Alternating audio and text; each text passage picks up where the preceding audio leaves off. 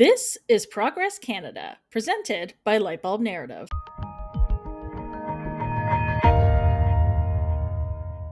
This season, we're partnering with Democracy Exchange, Canada's Democracy Summit, taking place April 16th to 18th in downtown Toronto. The summit tackles today's most urgent civic issues over 3 days of programming, including inspiring speakers, thought-provoking expert panels, and hands-on workshops.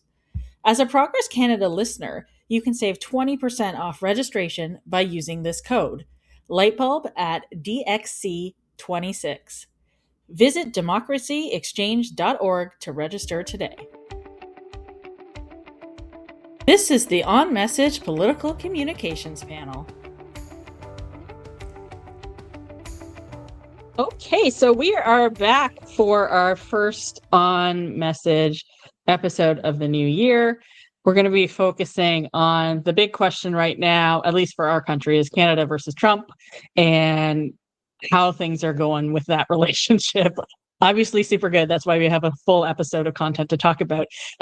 We're going to talk about Trump's national security strategy, which has been probably the biggest focus over the last couple of months for, geopolitical lookers. And then we're going to talk a little bit about free trade on the continent. And then hopefully, if we have time, we'll touch on Trump's upcoming State of the Union address as well.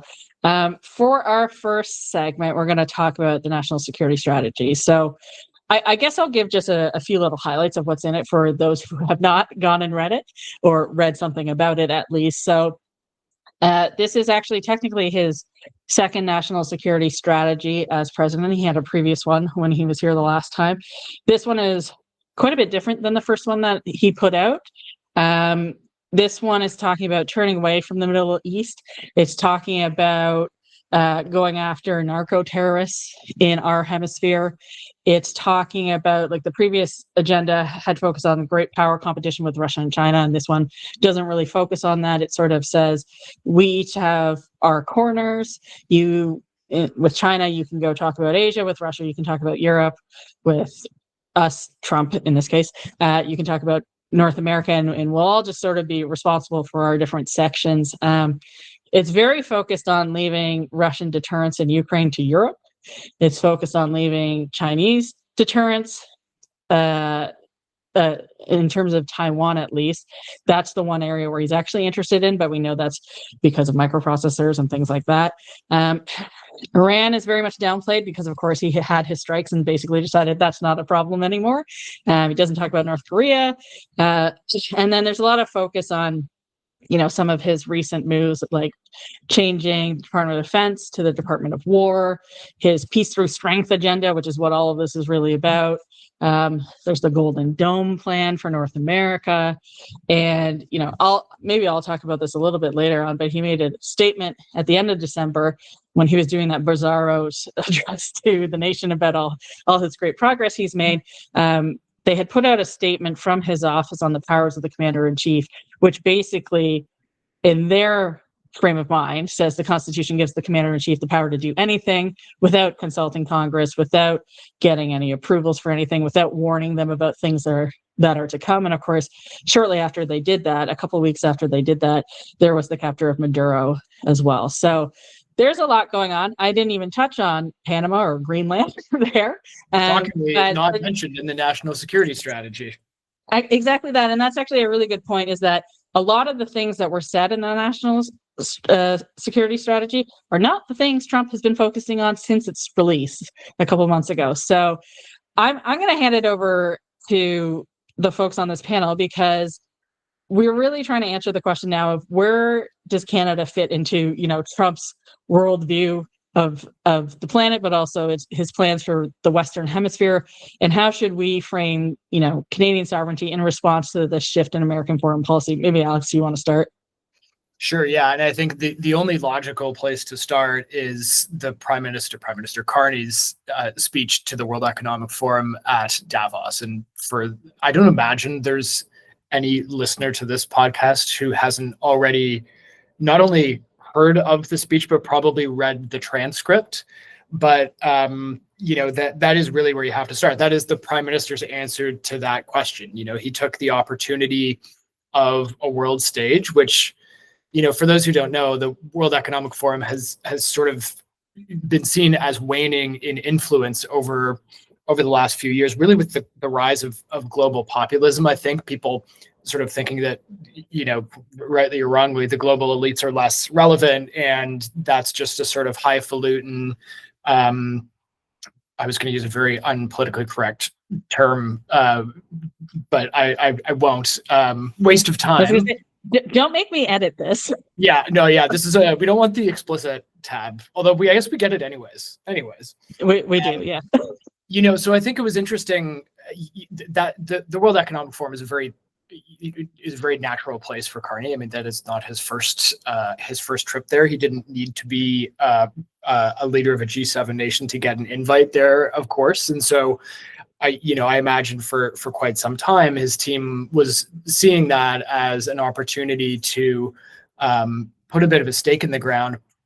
So, who better to say it than the Prime Minister himself? So I'll just quote a couple lines from how he framed up that speech, which of course got a standing ovation. Which, if you believe Twitter, was the third standing ovation in the history of the World Economic Forum after Zelensky and Nelson Mandela. I think the pod ought to fact check that one, but good company, even if it's fake news.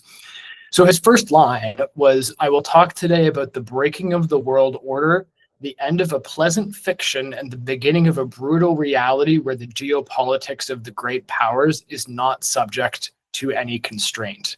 And this, we've talked on this podcast before about where Mark Carney fits in terms of his public communication style, in terms of, whether he's speaking to the sort of, the World Economic Forum set, and Globe and Mail readers, or whether he's speaking to a broader audience. And this one obviously trended really in one direction, but it was met with unanimous praise. I mean, across the political spectrum, American commentators, British commentators, people who are very famous in the world of political commentary, who never pay attention to Canada at all, were remarking this speech, which is really quite something for a Canadian leader.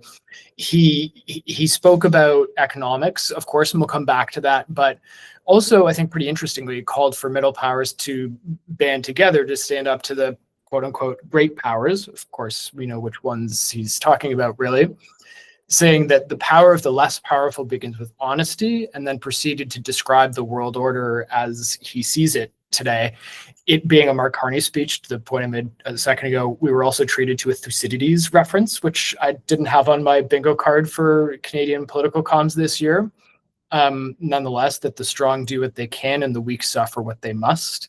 He went on, say, more recently, great powers began using economic integration as weapons, tariffs as leverage, financial infrastructure as coercion, supply chains as vulnerabilities to be exploited. You cannot live within the lie of mutual benefit through integration when integration becomes the source of your subordination. And my political science graduate heart goes a fluttering when I hear some of these things. These are the sort of West Wing-esque diatribes that have encouraged many a political staffer to get into the game. And I think it was quite jarring in how well written it was, in how well delivered it was. I think everyone looking at that said, "Oh, this guy wrote this," or at least large parts of it, which, for those of you who don't know, is actually somewhat rare for political leaders. Most speechwriters typically take at least the first couple cuts and go back and forth and edit it with staffers. But this one was, I think it's safe to say, pretty near and dear to the Prime Minister's heart. He described that as a result, and I quote, "Many countries are drawing the same conclusions. They must develop greater strategic autonomy in energy, in food, critical minerals, finance, and supply chains." He went on to say, "A country that cannot feed itself, fuel itself, or defend itself has few options. When the rules no longer protect you, you must protect yourself." And then he explained how Canada, under his leadership, has responded in exactly that respect. He talked about the doubling of defense spending, rapidly diversifying trade by signing, I think it was 12 trade and security deals on 4 continents in 6 months, drawing ever closer to the European Union. Obviously, last week he announced the trade deal he cut with China on EVs and farm products, and was in Qatar to court investment there, which he noted was a first for a sitting Canadian prime minister. And I'll just finish with 2 quotes and then kick to you guys for some reaction. This is not naive multilateralism, he said, nor is it relying on diminished institutions. It is building the coalitions that work issue by issue with partners who share enough common ground to act together. Middle powers must act together because if you're not at the table, you're on the menu. We are engaging broadly, strategically, with open eyes. We actively take the world as it is, not wait for the world as we wish it to be.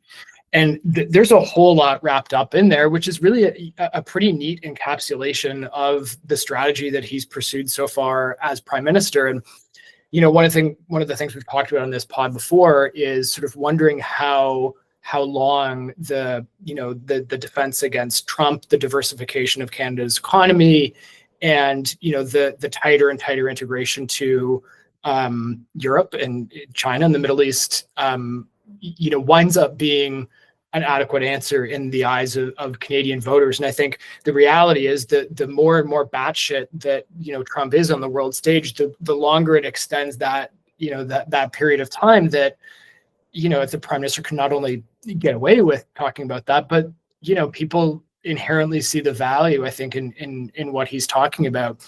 Are there pocketbook issues that are simmering? Of course, but the number of people just in polite conversation and online talking about how the prime minister, not just for Canadians, but for people all over the world, identified with this shift, his characterization of this shift in the world order, and his prescription for how countries like Canada or non-superpowers effectively have to band together to deal with that, was just I thought a perfect encapsulation. I mean, what more can you say than hasn't already been said about the speech? For sure. I think right before he stepped up to give the speech, of course, I was up at 4 a.m., so I saw these tweets that Trump had gone out and tweeted an AI picture of world leaders crowded around his desk as he showed them a map of North America and Venezuela with American flags on it. He included Canada and Greenland in that. Of course, he's been talking about going after Greenland. He's been calling, from a year ago now, he was calling Canada the 51st state and then put out this thing. And then, of course, Carney's speech was written by this point. I don't know if he edited, on the plane that morning or anything like that, but this was the context that Trump had set up for our country for this speech, and this was how Carney responded. Of course, Michelle, what are your thoughts on that? What's Trump's plans for our hemisphere, and how should we be responding as a country? Yeah, well, you both covered so much territory here already, but I think there are several things within Carney's plan that he's outlined, and I think it really comes down to 2 really important things, which is options and perceived power and strength. And I think Trump really respects power and strength. I think the way that he responded to Carney signing the deal with China was interesting, where he was like, well, of course, that just makes sense to him. Obviously, the response from some of his advisors has been a little bit different. But, right. I think as much as Carney can demonstrate strength to President Trump and on the world stage, that really matters. Although it's not to be discounted how I think courageous it was to stand up at Davos and give a speech like that at a time where no other leader was really willing to do that. I think that was really, really notable. I think, the options piece is really about going out and building those relationships and building up our domestic economy and industries, and really recognizing that, of course, we are very reliant on the US, and that's not, you can't ignore the history there and how integrated we are, but we have to have more bargaining chips. And I think, I don't view the trade deals with China or otherwise as something that's going to weaken our potential to sign a new deal with the US. I actually think it's a really strong bargaining chip with the US. And I think the response coming out of some of it, first of all, President Trump and some of the US officials since Carney's speech have been very telling. Obviously the president with his high level, watch your statements, Mark, like Canada lives because of the US. But I watched Lutnick's interview, for example, and he's like, this is the silliest thing I've ever seen. What trade with China is going to replace the US? Like, it's not going to happen. They're really trying to spin this Canada relies on us, Canada lives for us. And I think the sort of casualness to the prime minister just being like, no, we don't. We are strong on our own for all of these reasons, is absolutely the way to go. But I think as we head towards those negotiations, we're going to see a lot of tactics from the US to amp up pressure in a lot of different ways. And, I think part of that is just, the casualness to which the president just groups Canada in to his plans for the Arctic and the Western Hemisphere. It's a little bit scary the way that he does it. Well, and to pick up, Michelle, on your point about, Americans recognizing that the diversification, the China deal, actually add leverage in those negotiations. I saw Gavin Newsom, the governor of California, was on the stage at Davos today, and he was asked the first question the journalist asked, which again shows you the impact of the Carney speech, what he thought about. He actually quoted the speech. He said, Mark Carney said the middle powers need to adapt to a world without American leadership. In some sense, that's an anti-American point of view. Were you surprised by what Carney did? And Newsom's response, and I quote, was, am I surprised by what Carney did? I had more leaders in the US privately, not publicly, send me the transcript of that speech. The clarity came from the Prime Minister of Canada. The fact that Carney went to China, came back with a deal, including for low-cost, high-quality electric vehicles not made in Michigan, Detroit, but overseas. It says everything you need to know about the recklessness of America's foreign policy under Trump. The governor of California, the almost assured presidential candidate in the next race, and the overseer of, I think, California's the world's fourth or fifth largest economy, explaining exactly the dynamic that Michelle just said with respect to the strategy giving Canada more leverage in these negotiations.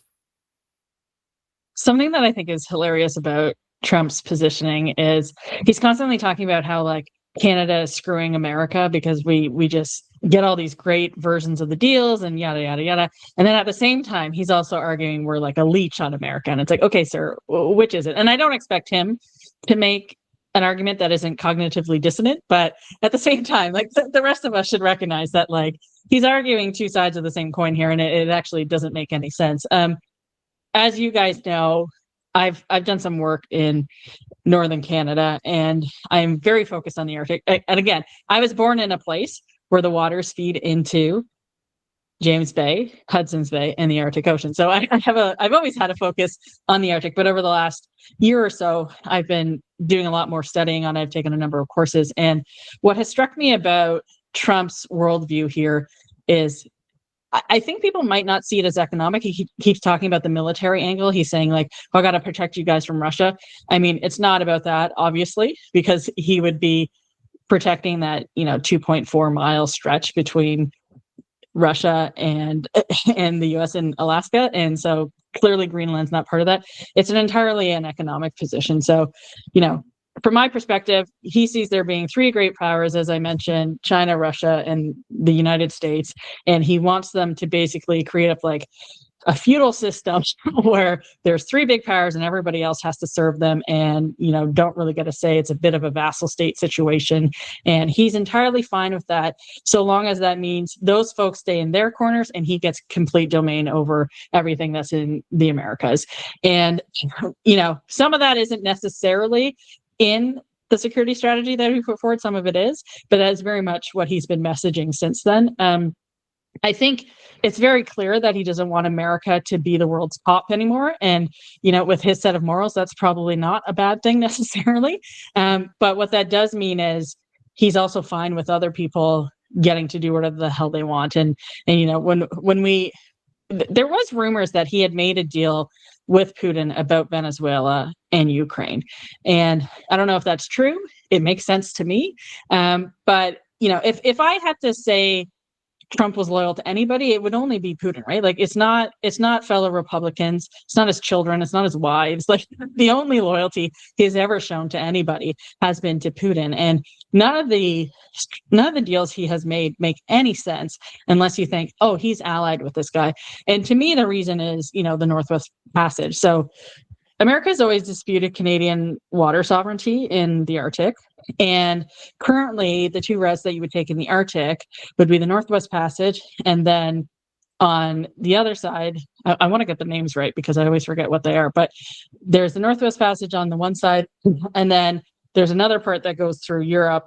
And as sea ice melts in the Arctic, which we know is from climate change, which is something they also deny but want to reap the benefits of. So that's another contradiction, of course. But there is a central Arctic shipping route that is opening up. And if you think about the two ways to access Europe through that shipping route from Asia, which is where a lot of this business is being done, China specifically, you have to go through the Bering Strait, which is Russia and the US, and then you have to go past Norway, UK, Greenland, Iceland. Now, if you control Greenland, or maybe Iceland, depending on how confused he is in the day, when you control that area of those waters, suddenly you have the fastest route through the Arctic for your shipping lanes. And so it's not necessarily about military protection. You use the military to secure those areas, but it really does seem like, this is actually a deal between Russia and the US to secure the Arctic away from the rest of Europe and away from Canada. And that seems to make a lot of sense then when you see him talking about Greenland. There's obviously historical precedents for why America wants it. But when you start to think about the mouth of each side of this trade route is controlled by people who are not the US, this starts to make sense.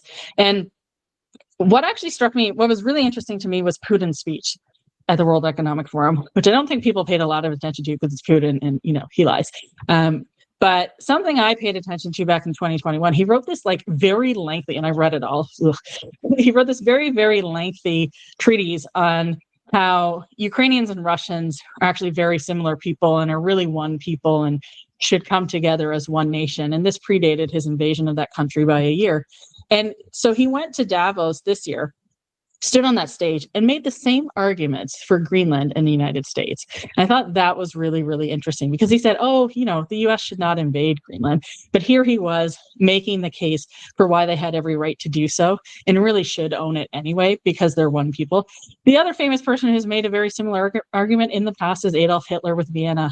Right, with Austria, and because he was Viennese himself, with Austria and Germany. And so we see, and I've long said Putin is always deploying Hitler's arguments, but we see the same arguments being made for this kind of domination.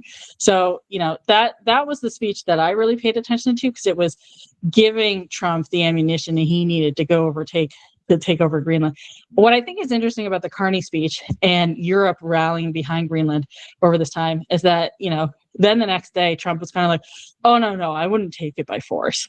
And that was really, really interesting to me because he really does want to see a show of strength from people. It's something he learned from his father who bullied him and his siblings. He bullies his kids this way. He bullies his staff this way. He wants to see you stand up to him and take a stand. And I think Carney's speech, I have a lot of complaints about Carney, but this is the first time a world leader has finally stood up and actually said, hey, actually middle powers can band together and be a counterweight to the world powers.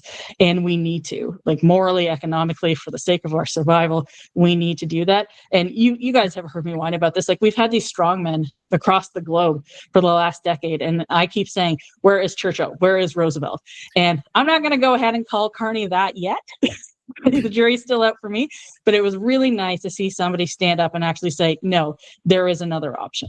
Well, it's interesting. If you look at a lot of the reaction outside Canada to the Carney speech, one of the things I kept seeing coming up online was UK political commentators complaining about or pointing out how weak Carney's speech made Keir Starmer look. And of course, yes. Starmer has taken what I think we now know is the worst strategy to operate across from Trump, which is complete flattery and kowtowing, because he sees that, and he sees that as weakness. And are you looking for the word Chamberlain? there you go. It nailed it. And, it was put in pretty stark relief. Macron, for his part, with the blue tinted aviators, looked at the part at least, but we'll save the fashion part of the podcast for another time. But it's interesting. I think one of the things that this puts a fine point on is that you could read Carney's speech as almost a purely economic strategy speech, or you could read it as almost not purely, but a significantly defense heavy speech, right? To your point, you enforce the one through the other. And I think not a lot of people maybe have clued into just what doubling Canada's defense budget means. I mean, there was the sort of organizational stuff, pay raises he's talked a lot about for armed forces members, but even just in the coastal waters, like the scale of the investment that Canada is planning now is astonishing. Where the new submarines that attack submarines, not ICBM nuclear ballistic submarines, but attack submarines, is most likely going to be the biggest single military purchase Canada has ever made. It's going to be either 12 or 16 new subs, German or South Korean most likely. And I was on the subway in Toronto a few days ago, and it was plastered with Hanwha advertisements, which is the South Korean company that is pitching very hard for this. Obviously, Sweden is pitching very hard to have Canada buy some Gripen fourth generation fighter jets. We're going to have the subs. There's a process for new destroyers. The River class. There's a process underway for new Arctic offshore patrol ships, new icebreakers that the Coast Guard will operate, a Continental Defense Corvette, which is a smaller sort of coastal littoral waters ship, and then this missile defense that Carney has actually talked about going into with the U.S. And these are tens of billions of dollars worth of investments. We haven't seen anything like that in this country in a very, very long time. And it's not something that's really been discussed in mainstream Canadian politics in quite some time, but that's a luxury that we no longer have. And Carney put those points right on the table. And unfortunately, I think he's right. These are things we have to spend money on right now, because we can't rely on our bodyguard anymore. My one issue with it, well, I have many issues with it, but there's obviously the Indigenous community piece and actually speaking to people in the North and all that kind of stuff. We can talk about subs and all those very cool things, but at the end of the day, we don't have a lot of infrastructure in the North, including to the level of roads, right? So we do have to think about that piece and how fast they can ramp that up, and also some of the challenges in the North. Like when I was in Inuvik a few years ago, we had talked to one of the housing providers there, and she was talking about how in Tuktoyaktuk, which is 2 hours up the road, a very brutal road that was in such bad condition we couldn't drive it that day. When you go to the Arctic Ocean, you're having the problem of housing literally falling into the Arctic Ocean. So, climate change is having its worst effects in the North than anywhere else on the planet. And it's going to be difficult to build in these areas where it's really expensive to ship stuff up there. It's really, really difficult to build on permafrost. It's really, really difficult to get the expertise you need up there. And you also have to think about how you're going to be staffing these communities as well. So I think there's a lot of work to be done on that front. And we haven't really thought about the challenges of this isn't the usual communities that the military operate. This isn't, I used to work at the Rideau Center when I was in university there, and one of our biggest clients was DND because the building was right there. This is the days where you could drive under the DND building, which you would absolutely not allow now. But Ottawa was it's a very different vibe for military people than what we're going to be seeing in the places we need to be. So I think that will be interesting. I do want to pivot to the conversation about how we've been responding as a country. So we've obviously seen Carney's response, which has been great. But there's actually a longer conversation here than just, AI tweets at night. So there was there was Greenland, but there's also Venezuela before that, and there was Panama before that. And, while Trump said he wasn't going to invade Greenland, he didn't actually take that off the table for Panama, because they asked them about that again this week. And again, Panama is about controlling shipping spaces and, blocking other people off from different areas of the planet. Again, here it's largely China. But these are important issues that have come up. And we're probably all aligned on how Poilievre responded and how that boxed him in once it became a question of Greenland versus Venezuela. How do you guys think Carney and Poilievre and, even the NDP candidates, I guess, other people out there who, purport to want to lead this country, how they've been responding to these challenges and what may be lacking in some of these responses? Obviously Carney's response to Venezuela was very muted and very cautious. And it felt like at that time we were still tiptoeing around Trump. There was certainly, in my mind, more room for condemnation there. And obviously that's in contrast to the way that Pierre Poilievre responded, as you said. And, it's challenging because you can't, and problematic is the word I was looking for, because you can't just pick and choose when international law applies. And in celebrating this, he really, in a way validated this Don Roe doctrine and the dominance that Trump is trying to assert over the Western Hemisphere. And then, of course, in the Greenland situation, this pursuit is obviously much more consequential for Canada, just based on where we are geographically positioned, and, left Pierre in a position where he had to take the right stand there. I think, obviously, I think, while unusual, Davos was it was the perfect platform for Carney to stand up and give the speech that he needed to give. And, as you have both said, it has been widely applauded, but the Conservatives have been very quiet, or just, picking it apart in very small ways. Like, yes, this was needed, but we need to see more action. And it's just kind of like, I think Canadians need us to put politics aside right now. I think, this is seen as a real threat. They really need all of their political leaders to band together and stand against it. And that's what will be refreshing to them right now. And so that was very interesting to me when I look at the reactions there. But I think some of the challenge. Sorry, go ahead. It's interesting you mentioned that, because I don't know if you saw, maybe you didn't, because I'm chronically online, of course, but James Moore, who was, of course, a Harper era cabinet minister, he had literally made that call. He said, this is beyond politics. Worry about the next election later. Like, we need to stand with the prime minister. This is the right message. Well, I think he may be the only one I saw. Well, I think one of the ones I wrote down was Scott Moe. So he said, the challenges that we're facing today are not coming from Ottawa in our perspective. They're coming from other countries around the world. We need to work together to defend our Canadian economy and our Canadian way of life.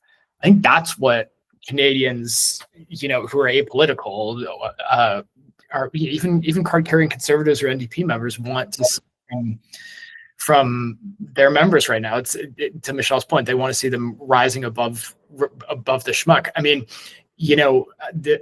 The front page on the New York Times the day after the speech, the headline was, Canada flexes on global stage with an eye to its own survival. That's how non-politicos are couching this, right? So that's how the normal person is going to see and react to this. Let me read you the tweet that Poilievre wrote after the speech. Meet the new Liberal carbon tax, a lot like the old Liberal carbon tax. Liberals hiked their hidden carbon tax again, up 7 cents a liter this year and headed to 17 cents a liter by 2030. I will scrap it so you can afford food, fuel, and energy.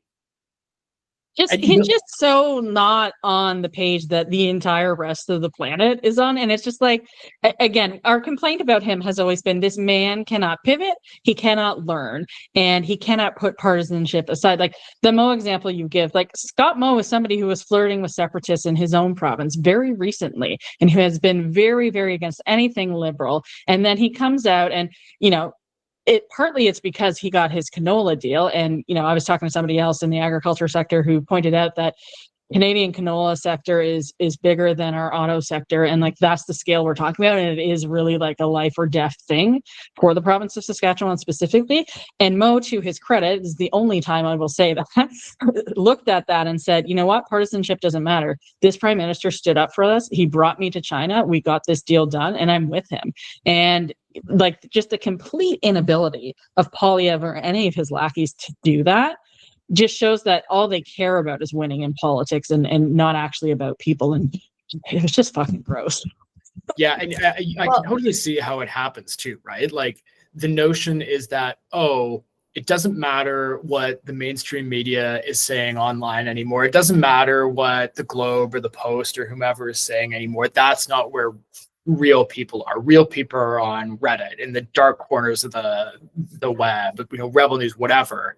Those are the people we're really talking to.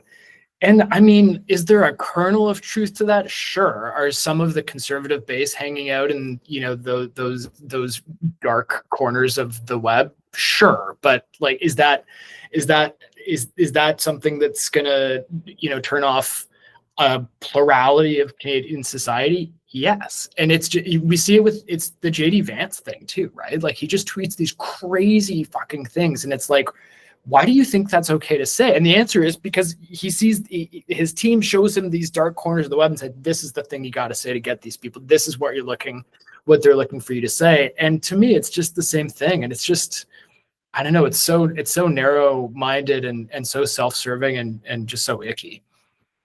Well, and I think to that point, like I just imagine the discomfort that today's conservatives have with validating this type of discourse happening at a place like the World Economic Forum, just given everything that they've said about the World Economic Forum in the past, and even just validating that would be a legitimate platform to give this type of speech. I can only imagine.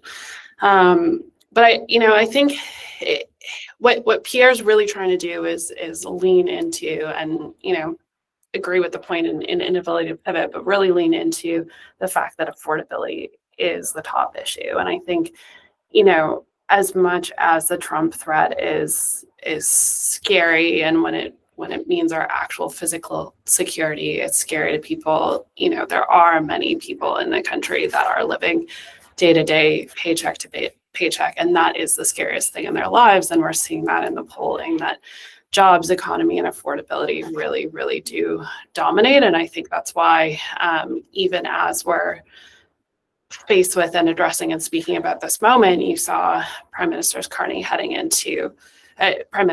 speech heading into cabinet today, talking a lot about affordability measures and how they are relentlessly focused on addressing that. And, it's clear that he's aware, and it's very clear that Pierre's aware that is top of mind for everybody. And unfortunately, it's a very easy thing to attack and a very, very difficult thing to show progress on.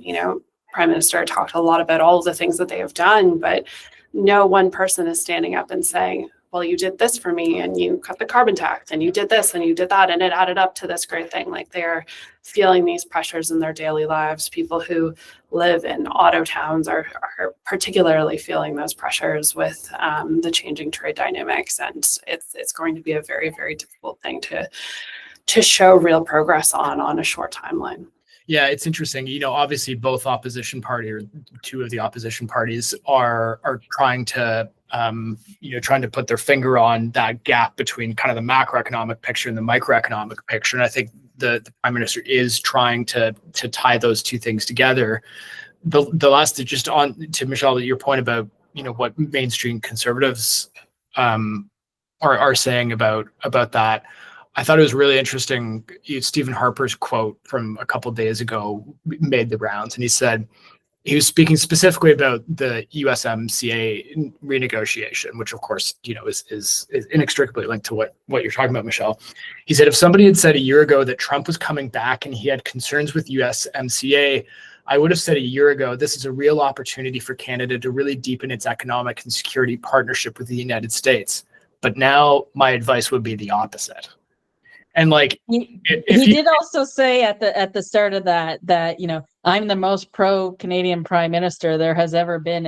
I do think it's funny that he said all that. I'm like, you dumbass! Like, you purport to be an economics expert. You deal with all these foreign governments around the world, and you couldn't tell that this guy was gonna go pull bullshit like this after him having an entire first term. Like, so pissed about that. I do think, Michelle, you're right about the affordability lens. Like, it is not going away. And we were talking before we hit record. I'm always going on about how Carney's fiscal plan for families is basically trickle down economics. And, he did talk about all the trade deals he's got in the last 6 months, which are impressive. But at the end of the day, the narrative economic perspective is that that's not what people think about. To your point, Michelle, like, they're not counting, the carbon tax saved me this and this and that. Like, that is not how people go about their day, and they are not feeling those impacts. The one thing I do want to talk before we go to the trade deal, because we should get to that.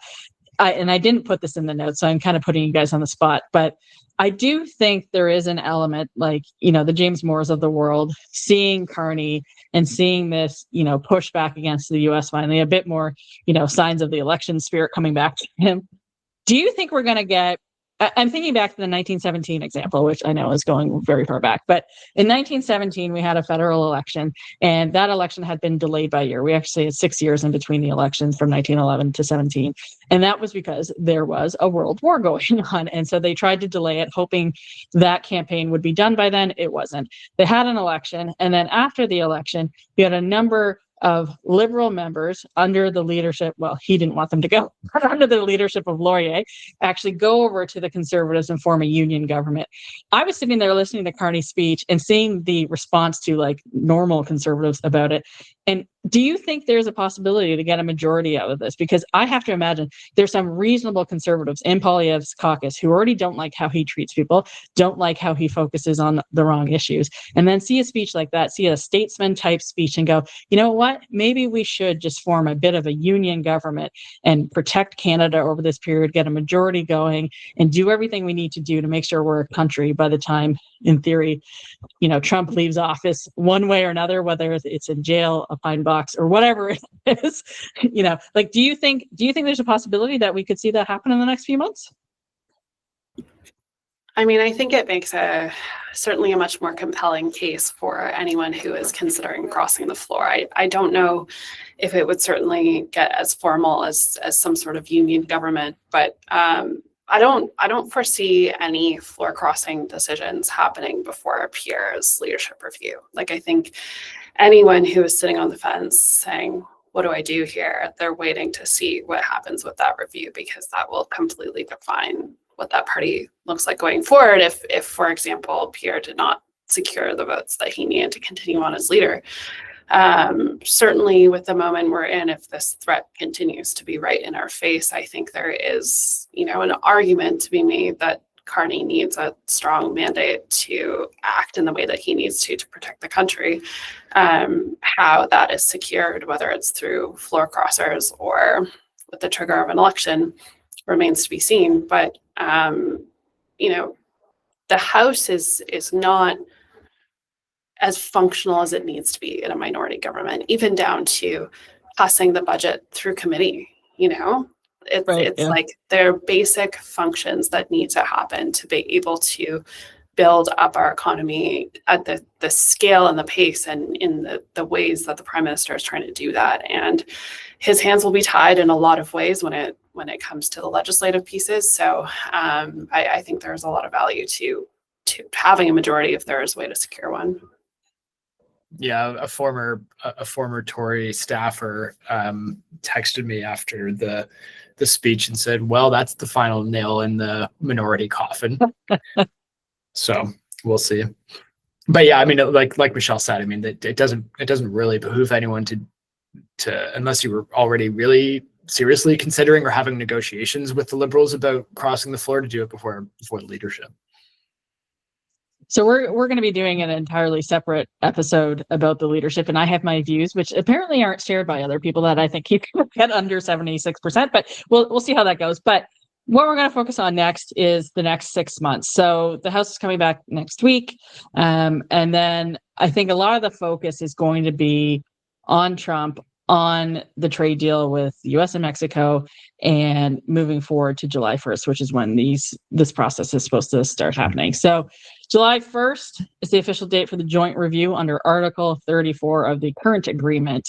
If all parties agree, the agreement will be extended to 2042 with the next review in 2032. If they don't agree, they could withdraw from the agreement entirely, or they could also choose not to renew or withdraw and just lead to annual reviews. I think that would be a chaotic thing to have happen, given who's sitting on the opposite side of us in negotiations. I was talking to somebody in the agricultural sector, and my understanding is from the US as well, manufacturing, agriculture, all the big industries on both sides of the borders really, really basically want the current deal to just be extended and to be extended for the full 16 years so that there is a lot of certainty in the deal so that people can start planning, make investments, all that kind of stuff. And they all seem to think the deal, while not perfect, has been pretty good so far, and that the dispute mechanisms within it have been pretty effective as well. So, we've seen some of the issues that have come up so far. Softwood lumber is the perennial issue that is always talked about anytime we're doing free trade stuff. Supply management of dairy. Obviously, Trump has, put a focus on that. I think Carney has pretty much said, yeah, we're not giving any of that away. We've got the digital services tax has been a thorn in Trump's side, apparently. We've had provincial bans on U.S. alcohol and, even some fighting between the premiers on that front. And then, of course, there's a major sticking piece, which is the auto sector. So these are all the things that are being discussed right now. Carney, as we know, largely gave up on trade talks with the U.S. and has taken a more defensive position of basically, I'm not going to sign a deal if it's a bad deal, and you come talk to me when you're ready. I'm going to go make other deals in the meantime, which, as Alex already pointed out, Trump seems to respect that approach, including with the China deal. So that's basically where we are right now. But a deal is not guaranteed. And we know Trump really, really likes causing chaos to stir up things during negotiations. So we can probably expect a lot of that this spring. It is kind of nice that we have the budget deal already sorted out in the fall for this reason, because I think that would have added further chaos to this. So the question is, how should Carney frame Canada's approach to this new deal, whether it's with the US, Mexico separately or together? And how should he actually approach this from two different lenses, one with the US government and also in what he's telling to Canadians? Because as we know, he hasn't communicated a lot with Canadians about his plans in general. What should his approach be on both of these fronts? Maybe Michelle, you want to start? To the point that you just made, there has been a lot of great communication from the Prime Minister in recent days, but what we still really need to hear a little bit more of is what the plan is, just in very basic terms. What does this all mean for Canadians in their day-to-day? What does this mean for people who are losing their jobs right now due to this trade war? What is our game plan? And I know you obviously have to be very careful what you say because everybody is watching, but people need to know what the plan is. I think, we can't give up on trying to secure this deal, but I think when I really think about what his game plan needs to be, I think he needs to figure out what the win is going to be for Trump. And that doesn't mean that we lose, right? It's just, what does he feel is the win? What gives him the ability to walk away and say, this is the best deal ever and the US wins and blah, blah, blah. And that's certainly not the place we're in right now. All of the communications coming out of the States is, we don't need Canada. We don't need Canada. Like, we've got what we need. We can build everything here. We don't need their cars. We don't need their resources. We've got everything we need. And the flip side is saying Canada really needs us. Canada would be silly to go anywhere else. Canada would be silly to build these deals. And so, getting to a place where he feels like he's getting to the win, and I don't have the magic answer to what that looks like, but I think that's what we ultimately need, in addition to everything else that we're trying to do in terms of trying to diversify and give options and support people in the meantime. Like, that's really, he's got to find a path to that win. Yeah, it's a tough needle to thread. I mean, there's sort of two components to that. Like the way that I think about negotiating with Trump in that respect. One of them is, what's the cosmetic thing that appeals to his own sort of weird or longstanding sensibilities or obsessions? And in some cases that is a real concession. In some cases it isn't. And then the other is, Trump does go through periods where he actually does care about a substantive policy issue because he thinks it's politically advantageous for him. And, the migration and border security is one that he keeps coming back to. I mean, of the umpteen reasons he tried on for size for capturing Maduro, the one that I think he kept coming back to the most was, the issue of the narco-terrorism and migration and border security and all that. So I don't know if there's a semi-fake win that Carney can give him on that, but I mean, some of the economic stuff is pretty abstruse. It's rules of origin and pretty obscure trade policies. So yeah, I think Michelle hit the nail on the head. It's hard to thread that needle, but you got to find something working with his team behind the scenes that you think he can care enough about that he can sort of rally behind. Yeah, I think with him, you guys are right that I would lean heavily into, hey, this deal that we're revising here was the genius of Trump. I wouldn't say that, but he should play up that element of Trump negotiated a great deal the first time. It's been a really good deal for Canada. Canada and the US both have one of the best advantages from this deal of any of the deals that are happening in the world. Just play up the, this man, the art of the deal, so good at deals, what a deal maker, that kind of element. And then I think on the Canadian side, I think he's already started to do this with the China EV deal. And, we had an episode with Joanna Kuriazis about this, in the fall about what we needed to get on EVs. And part of the focus from a climate perspective was, well, we just need more EVs. They can come from China, they can come from wherever. And from an affordability lens, we need more EVs. And the question then becomes, how do you support our domestic industries during that? And I think Carney has started a bit of that. He's not actually admitting any more EVs than have already come in from China to this country. So number one, that's a victory.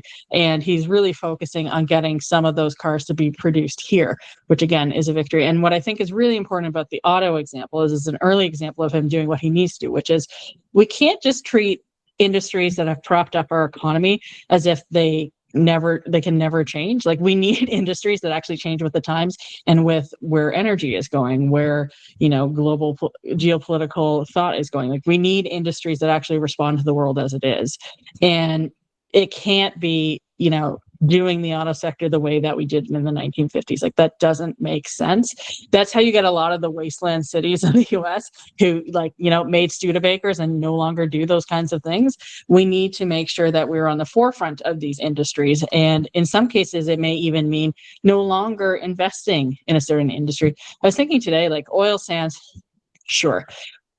There's the Alberta argument that we want to be the last barrel of oil anywhere in the world that comes out of the ground. Okay, sure. But what is that doing for Alberta workers in the meantime? How's that transitioning them to the jobs of the future? And I think about Quebec's asbestos industry. We didn't keep doing that because there was lots of workers, despite the impacts on their health, despite the impacts of everybody else's health. We didn't keep building up that industry. We made decisions to transition people. And I think the Prime Minister has to make really, really difficult choices about doing that with various industries now. And as he does that, he has to be really clear in his messaging to Canadians that things are tough, but the government is going to stand behind workers, it's going to stand behind families, and it's going to help them through that transition. And, that means providing actual fucking money sometimes to those families to make those transitions. But it can't be just sticking it out in dying industries until everybody is decimated by it. And I think the auto sector is a really good early sign of him doing that work. I do think he needs to communicate a bit more about it. I think he's trying to do that. He's trying to kill two birds with one stone as well on some of the international stuff. He's doing some of the trade deals, on the sub purchase, on the fighter jet purchase, and on the EV deals. I mean, there's very clearly a quid pro quo discussed when he talks about them. And the Germans, the South Koreans, the Swedes are partaking as well. They're saying, yeah, if you buy these products, we'll set up a factory in locally, and will support thousands of jobs throughout the supply chain. And in small communities that have these manufacturing communities capabilities and supply chain, I mean, a new plant can be transformative for a small community. So, I think it's we shouldn't undersell the sort of offshoot components of some of those trade deals or some of those investment deals that he's striking. The EV one is tough vis-a-vis USMCA negotiations, because I mean, I agree. I love the China EV deal. I think it's, for the reasons you said, both the affordability and the diversification piece. I mean, it was a no-brainer, and that Trump's not going to like that. I mean, BYD and I can't remember the number of one of the other Chinese EV companies were both quoted in the Globe today saying that they're looking at setting up factories, or at least dealers and supply chains now, even though there's still this 50,000 EV cap, and that sort of cuts against how can you find Trump's interest in the auto portion of USMCA. So it's a really difficult balance to strike for the PM. I think we, as we contemplate kind of message this to Canadians and how to work with Canadians that are facing job loss or dealing with affordability concerns, and all in the midst of the fear of, what does all of this mean? Are we heading into war? Like, what is my role as a Canadian? Like, what can I do in this moment? I think there's a real opportunity. There's a real opportunity to lean into this, potentially being wartime, and the role that Canadians can play. Not, maybe it's signing up for the armed forces, maybe, and there can be a bit of a campaign that is needed around that. But there are many other roles that I think people can play. I think there's opportunities for manufacturing or companies to retool. There will be more jobs as we beef up defense spending. Like there's a real sort of pivot that can happen, but I think we can all rally around the flag, and if everybody sort of feels like there is a role for themselves in this, even if it's not, like I said, directly signing up for the army, I think you can really bring people along and make them feel a sense of belonging in this moment, even as much as it is scary. His Kennedy moment. Ask not what you can do, right? He's had his Churchillian moment. Now he needs his there you go, Canadian moment. I do think that's actually a really good point, Michelle. And because in politics, we're always trying to find ways to make people feel ownership over what's happening, right? Like that's how you get people to stay involved, stay focused on things. And this isn't quite the same, but I think about like, what if the apocalypse happened? What role would you play in the society that survived? Now, hopefully, I'm kind of the opinion, like, I don't want to be part of this. I just want to be gone. But if I were to survive, like, we know my one skill set that would be really, really useful would be sitting on top of the wall as a spotter, because I'm really good at spotting like whales from land. So like I would use that skill set, and like I can't sew, I'm not a great cook, I'm not a hunter, but like that is the thing that I would do. And I think this is kind of similar of like asking Canadians, like, how do you think you can contribute to the rebuilding of this country and strengthening of our sovereignty against these threats, external and domestic? So I really, really like that point, Michelle. Before we wrap up here, we do want to talk about the State of the Union a little bit. So the State of the Union is a bit delayed this year. It's going to be in February. And I have to imagine a big focus of it will be the 250th anniversary of America, which is happening this year, in addition to FIFA and the Olympics in a couple of years. There's a lot of celebrations happening in America under Trump, and we will see how those go. The State of the Union is obviously a chance for the president to brag. It's a chance for him to point out people in the audience, to talk about specific things. He did do an end of year speech wrapping up how great his first year was been. So suspect we'll see a lot of similar themes. We've seen some recent speeches from him where he's particularly off the rails. State of the Union, you've got a transcript just going in front of you. He, in theory, will stick to that. I know he goes off of it sometimes, but there's people you've put in the crowd who you, in theory, want to mention. So perhaps it will be a little more organized than most of his addresses are. But what do you think he's going to be saying in that speech? Or can we even predict at this point? fascistic or neo-imperialistic shit Stephen Miller hooks up between now and then. I mean, it's interesting. Like, the thing with the State of the Union address is that because he's so batshit, the bar for him being called a statesman by the mainstream media is so low that there's always a big opportunity for him to just be normal for a second, not say anything. And he gets kudos for that. And he gets sort of run-of-the-mill average voter centrist kudos for that. And so obviously there will be some red meat for the base. There always is, but I don't know. You look at some of the polling coming out in some of the states where in the midterms the Democrats have a real good shot, south of the Mason-Dixon line of picking up some seats, and he's starting to look pretty vulnerable. The ICE stuff is, I think, really, really sticking to him.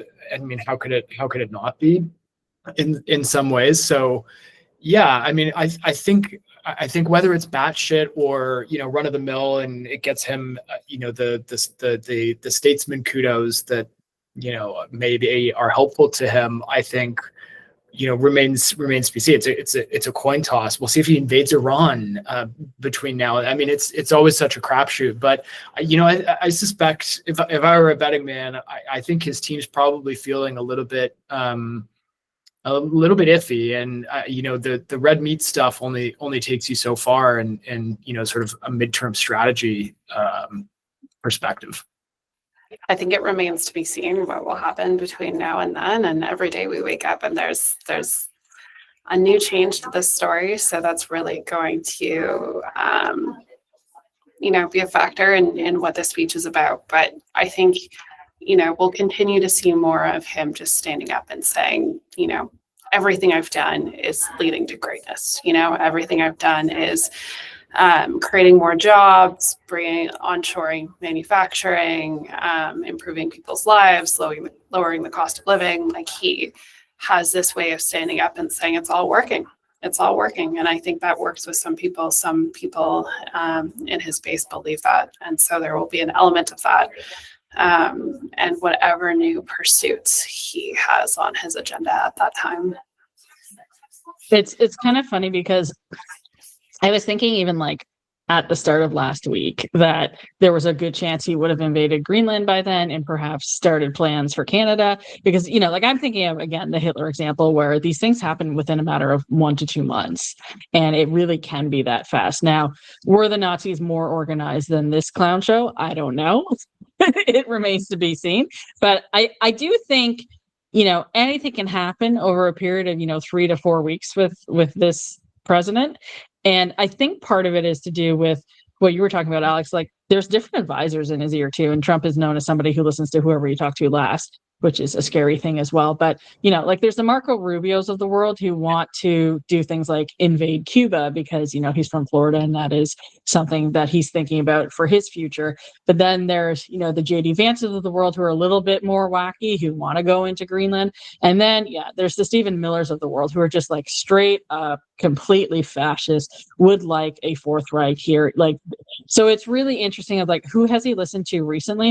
And then I'm going to throw in some quotes from his December speech, because it's kind of all over the place again. He's talking about the 250th anniversary. So he created literally a basic income for soldiers, giving them $1,776 at the end of the year just to shore up their support, I guess. But then, he's done his greatest hits here, which is, I've restored American strength, settled 8 wars in 10 months. Nobody can figure out what those wars were. Destroyed the Iran nuclear threat and ended the war in Gaza. And the Iran piece is really interesting because that was just at the end of December. And this is already something that he's like, oh, maybe I am going to go in there actually. So that just shows you how quickly things change. But then there was this is really the frame I think he would like to focus on, but he's just so undisciplined that he can't. But it's, for the last 4 years, the United States was ruled by politicians who fought only for insiders, illegal aliens, career criminals, corporate lobbyists, prisoners, terrorists, and above all, foreign nations. Now you have a president who fights for the law-abiding, hardworking people of our country, the ones who make this nation run. I think that's the frame he wants to use. But again, the other day he was talking for 80 minutes, partially about how his mother thought he'd be a great baseball player. So who the fuck knows at this point? But in theory, there's a frame there. There's clearly people in his ear trying to steer him in a certain direction. And part of the thing is there's just too many of them with different positions in that White House. And we'll see where we end up. But God, I'm already tired, and it's not even the end of the first month of the year. Yeah, I mean, the last thing I'll say on that is, I think it is interesting to start watching the sort of Rubio versus Vance versus Miller dynamic bubble up a little bit more. I think a lot of people, as he bounced from, Ukraine and, going pro-Russia versus slightly less pro-Russia, Maduro, Iran, I mean, on and on, all the foreign interventions, which it's actually a little bit hard to draw a straight line between some of them. I think you were starting to see some reporting about the different factions kind of jockeying for position, and maybe also seeing some weakness, looking at those midterm polling numbers. And, if you believe there's going to be a free and fair election next time around, we're only a year-ish out from the point in time where even popular US presidents tend to lose their power, right? Year 2 of the final 4-year term. And so this is normally in a normal cycle, and no, we're not in that world anymore. When people the vultures start to circle, and they have very different worldviews. Those three folks, which I think Teresa laid out well. So we'll see if there's little hints of that in the State of the Union. The other piece that's interesting about it is because I have long said, like, are we going to have midterms? Are we going to have another presidential? Like, there's a lot of assumptions being made here, but those are also complicated by Trump's health. And some would argue his father had dementia. Some would argue he's very clearly in the beginnings of maybe even the middles of that experience so far. And, what I found interesting as we go into the State of the Union is Rubio has already come out and said he will back Vance if Vance runs for president. So these guys are clearly planning on some kind of succession plan, whether they think that will be, through the normal, like they almost seem to think like it's politics as usual, as the system as usual, which is wild to me because they were within the process of dismantling it. So it's wild to me that they think that, but given they think that, it's interesting to see where they end up jockeying, how they start framing the election. To your point, seeing the polls not being great. Trump has already mused about not having midterms, so we'll see. But it becomes like they're obviously not going to 25th Amendment this guy because he's too useful to them.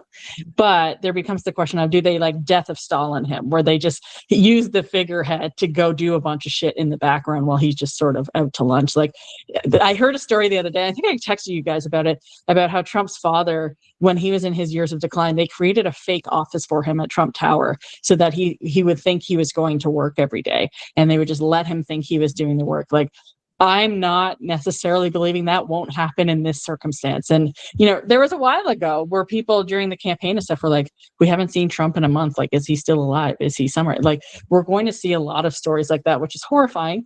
But, that further complicates our relationship with these guys as we're, putting together trade deals and stuff like that. Yes, I would like to live in presidential times, as I have said before. Any other closing thoughts, guys? Here's hoping we can wake up peacefully tomorrow. I think that is, like the evergreen thought we should hold. Yes. You've been listening to Progress Canada, presented by Lightbulb Narrative, a Canadian-owned company specializing in strategic communications, narrative development, and content creation. Our music today was composed by Elliot Middleton. If you enjoyed today's episode, please consider subscribing to access future episodes the moment they drop. Thanks for listening.